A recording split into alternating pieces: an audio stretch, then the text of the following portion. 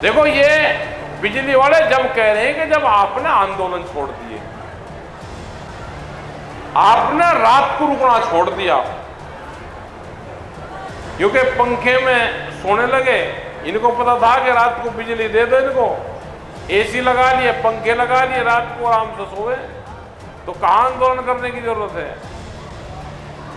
तो भाई आंदोलन तो करना पड़ेगा। मतलब स्कूल बंद, शराब के ठेके खुल रहे, ये तो शुक्र ये मान लो कि स्कूल बंद हो गया, उसी में शराब के ठेके नहीं खुले, बिल्डिंग बनी हुई। तो भाई बगैर आंदोलन के ये देश बचेगा नहीं। आंदोलन किसान कर सकता है। तो प्रशासन से है कि 2 दिन हम यहाँ पे हैं, आज भी रात के लंगर की उनकी व्यवस्था होनी, भोजन की व्यवस्था रहे, तो यहाँ पानी का प्रॉपर इंतजाम यहाँ पे करवाते रहे।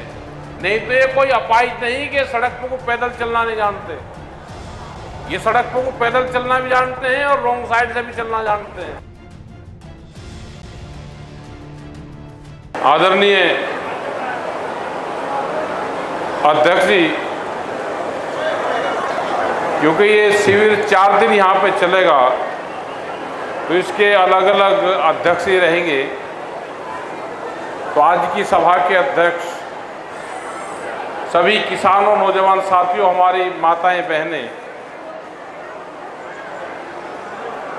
बहुत सोच विचार के जो बुजुर्ग लोग थे हमारे, क्योंकि हरिद्वार गंगा जी पे नहाने आते थे लोग,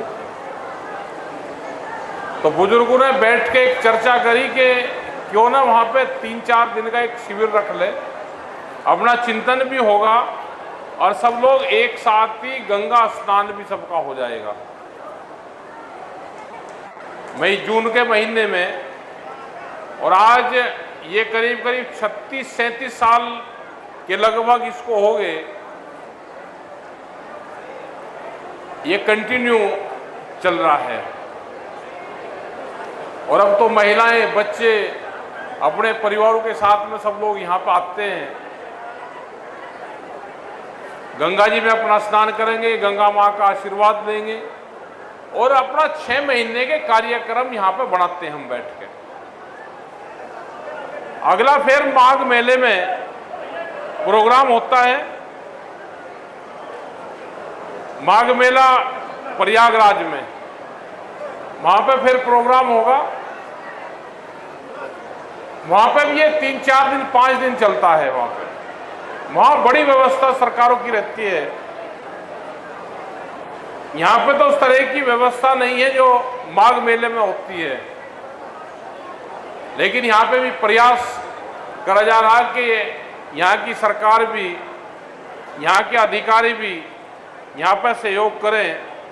अब की बार भी पानी की यहाँ पे बड़ी दिक्कत हो रही है, क्योंकि यहाँ के प्रशासन के, सरकार के दिमाग में एक चीज आ गई कि लोग हरिद्वार, ऋषिकेश, उत्तराखंड में आते हैं तो ये यहाँ से जल्दी निकल जाए।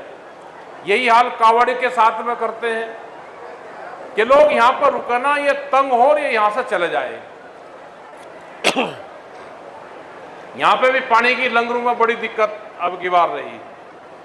तो प्रशासन से है कि 2 दिन हम यहाँ पे हैं, आज भी रात के लंगर की उनकी व्यवस्था होनी, भोजन की व्यवस्था रहे, तो यहाँ पानी का प्रॉपर इंतजाम यहाँ पे करवाते रहे। नहीं तो ये कोई अपाहिज नहीं कि सड़क पर को पैदल चलना नहीं जानते, ये सड़क पर को पैदल चलना भी जानते हैं और रॉन्ग साइड से भी चलना जानते हैं।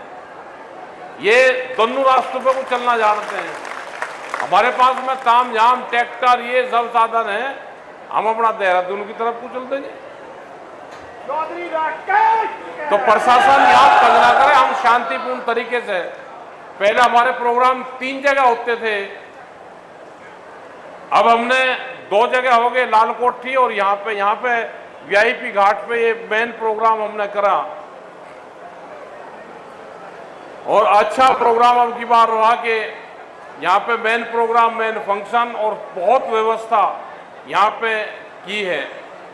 तो ये प्रशासन भी अपना ध्यान रखे। हम शांति के पुजारी हैं, लेकिन क्रांतिकारी भी हैं, वो वैसे भी नहीं है कि कोई चीज जानते नहीं। दूसरा, बड़े इशू कई हैं। एक है अब की बार आलू बढ़िया अगर पैदा हो गया तो उसके दाम नहीं मिलेंगे। आलू का किसान बर्बाद है पूरा, वो वहां पे कोल्ड स्टोर में छोड़ कर जाएगा आलू को, और सबसे ज्यादा मार उस किसान की होगी जिसने ठेके पे खेती ली है, वो किसान सबसे ज्यादा बर्बाद होगा। दूसरा किसान है बिजली का। बिजली में तो आम आदमी है, वो किसान भी है, वो मजदूर भी है, वो दुकानदार भी है।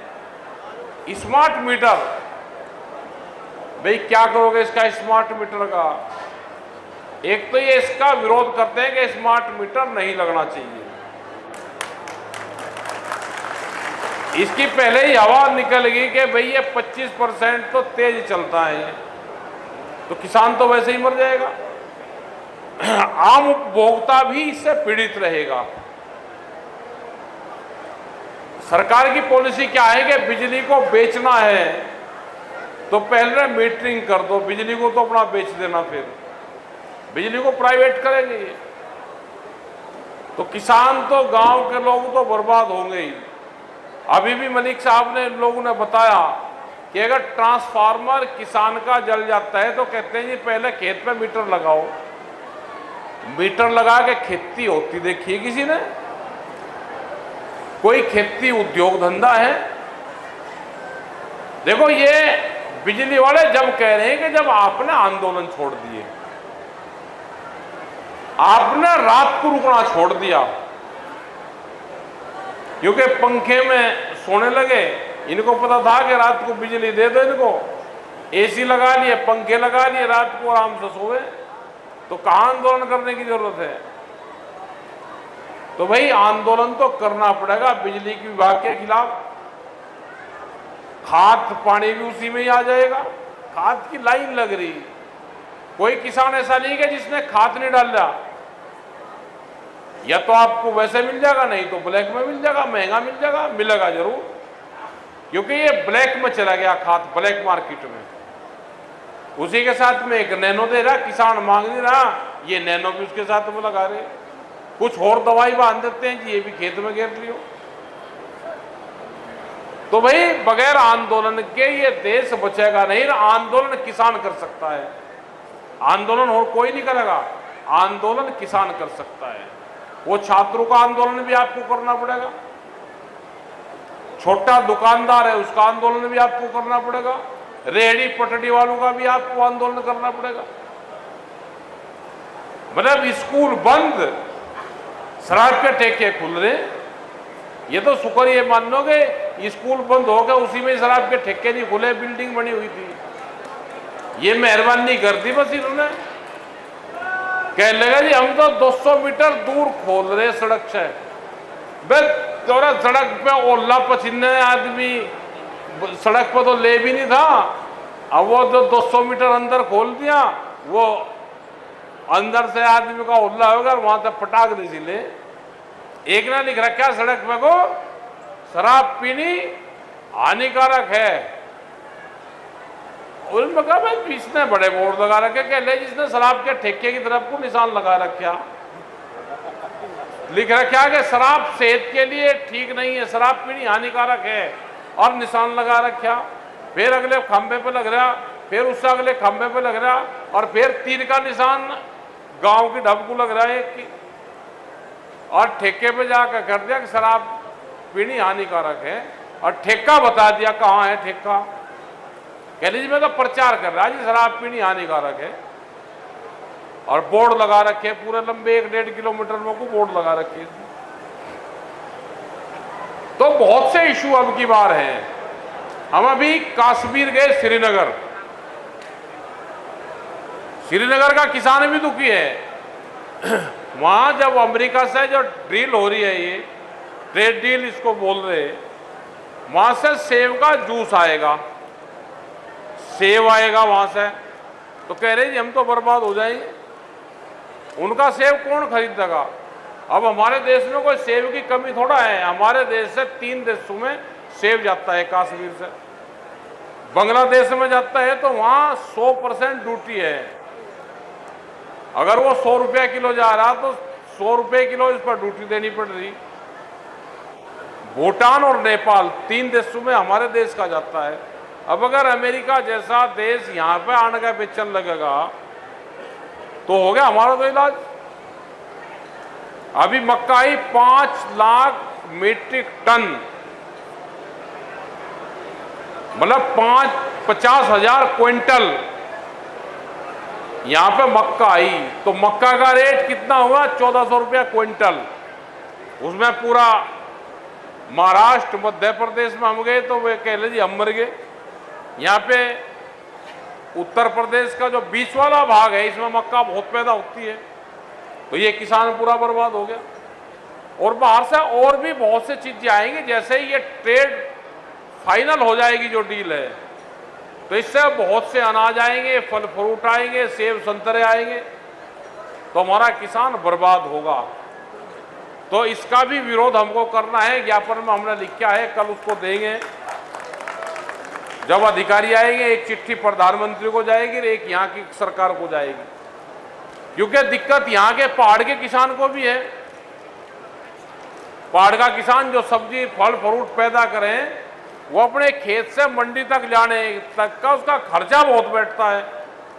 हमने यहाँ की सरकार को कहा भाई ट्रांसपोर्ट सब्सिडी दे दो, आप खेत से मंडी तक जाने की व्यवस्था सरकार कर दे, तो यहाँ का किसान कुछ जिंदा रहेगा। नहीं तो सब किसान प्लान कर गया नीचे।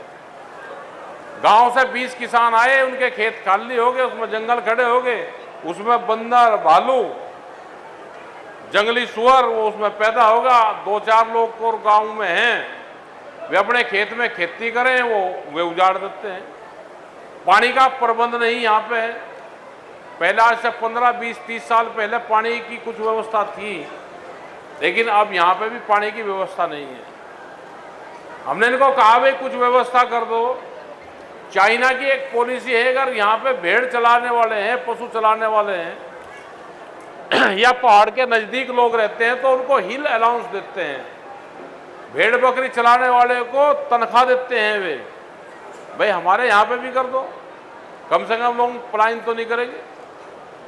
जो इंटरनेशनल बॉर्डर के पास में है, जो भी जाति वहां पर रह रही, आप उसको SC ST का आरक्षण दे दो। कम से कम उस लालच में वे वहां पर पड़े रहेंगे। पहाड़ खाली हो गए बिल्कुल, लोग नीचे आने का बसने लगे क्योंकि रोजगार उनके पास में है नहीं। तो ये बहुत से सवाल हैं, इन पे चर्चा करेंगे। यहाँ पे 2 दिन यहाँ पे बैठ कर चर्चा करेंगे। आप अपना बैठो यहीं। अभी 1-2 घंटा जो जिलाध्यक्ष आए हैं, ये मीटिंग समापन हो जाएगी। 1-2 घंटा, 1-1.5 घंटा जो जिलाध्यक्ष होंगे वे बैठ जाएंगे, वे अपनी चर्चा कर लेंगे आपस में बगैर माइक के बैठ।